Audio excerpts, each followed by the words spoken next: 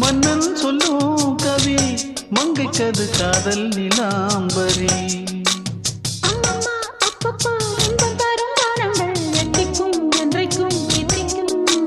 மங்கை நீ கங்கை நீ வெண்ணிலவின் தங்கை நீ உன்னைத்தான் என் கண்கள் சந்திக்கும்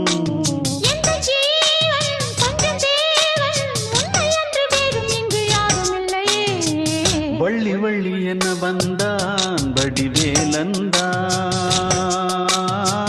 புள்ளி வைத்து புள்ளி போட்டான் புது கோலம்தான்